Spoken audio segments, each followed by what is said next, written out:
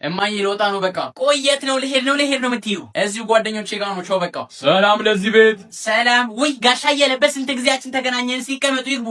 እሺ ስንት ጊዜ ነው ቤትሽን መጥቻ ያለው እያልኩ ዛሬ ከልጄ ጋር መጣሁ። ሰላም። ውይ የኔ ልጅ አንተ አንድ ፍሬ ልጅ ነበር እኮ። አዎ። እንዴት ነህ? ደህና።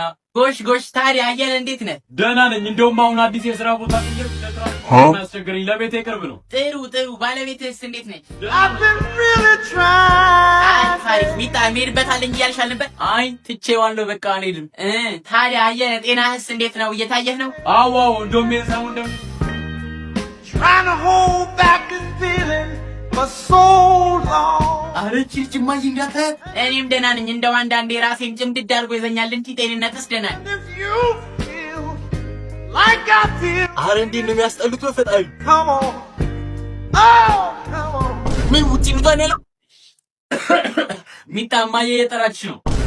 ኧረ አልጠራኋትም። እኔ የምልሽ ግን ሚጣ ትተዋወቃላችሁ አይደል? ከሱ ጋር? አዎ አሁን ተዋወቅን አይደል እንጂ ከዚህ በፊት አትተዋወቁም? አዎ አየህ አይደል? ወይ በስርዓት እንደ ቤተሰብ አንሰበሰብ። እንዲህ የሆነ እኮ ነው እህት ከወንድሙ ጋር የሚጋባው። እውነት ነው። ምን ወንድሜ ነው እንዴ? አይ አይደለም፣ የአጎትሽ ልጅ ነው። ምን? አዎ አየለ እኮ አጎትሽ ነው። እጫውንስ ቆይ ስንት ዘመድ ነው ያለን? እንደ ሚጣ ስነ ስርዓት ዲሽ። አንተ ደግሞ እንደሱ አትይኝ። አንቺ ወዴት ነው የምትሄጂው? ጓደኞቼ ጋር ነው። ሰላም ነው ማዘር። ታክሲ ሰፈር የአጥርነሽ ልጅ ነኝ። እሺ ልጄ ምን ነበር? እማዬ ትልቁ ብረት ድስቴን ስጭኝ እንግዳ እየመጣ። ውይ ሞት ይሳኛል። ሰጠዋትም ለካ። ተቀመጪ ልጄ አመጣልሻለሁ። እሺ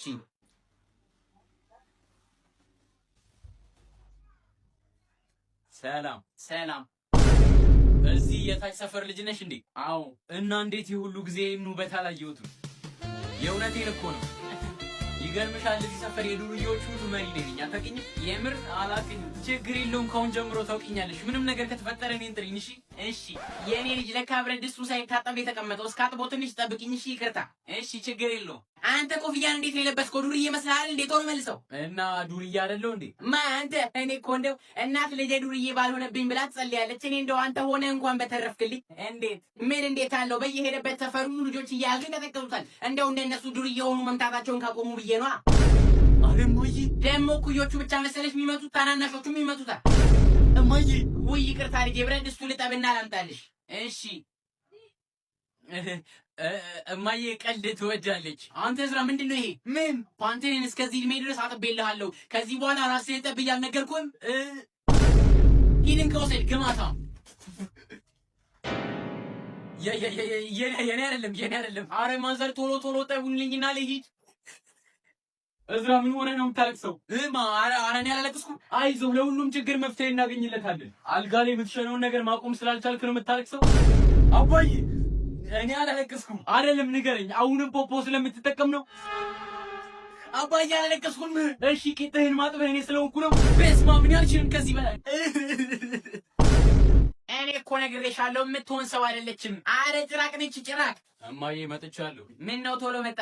አይ ገበያው ባዶ ነበር እና ሁሉንም ገዛክ? አዎ ኩሽና አድርጌዋለሁ። ጥሩ። ሽንኩርት ስንት ብር ገዛክ? ኪሎ 130 ብር።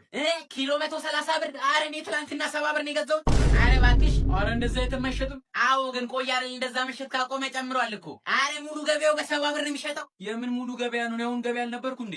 እኔ አላውቅም። እሺ ቲማቲም ገዝተሃል? አዎ። ስንት ብር? ኪሎ 80 ብር። ምን ጉድ ሳይሰማ መስከረም አይጠባሉ። ምን ነው? አረ እኔ 20 ብር ነው የገዛሁት። የእውነትሽን ነው? 20 ብር? አዎ። አንተ ውሻ ብሬን አስበልተህ ይመጣ። አረ እማዬ በእውነት ሙሉ ገበያው ቢዞር እንደዛ የሚሸጥ ሰው የለም። ዝም በል። ሌላ ምንድን ነው የላኩህ? ምስር ስንት ገዛህ? እሺ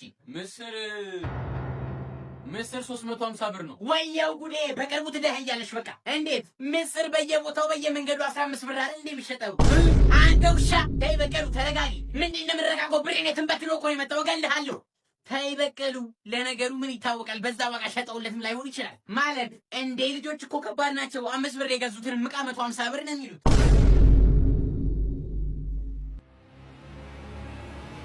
ምንድን ነው ሌብነት ጀመርክ? ምን ማለት እማዬ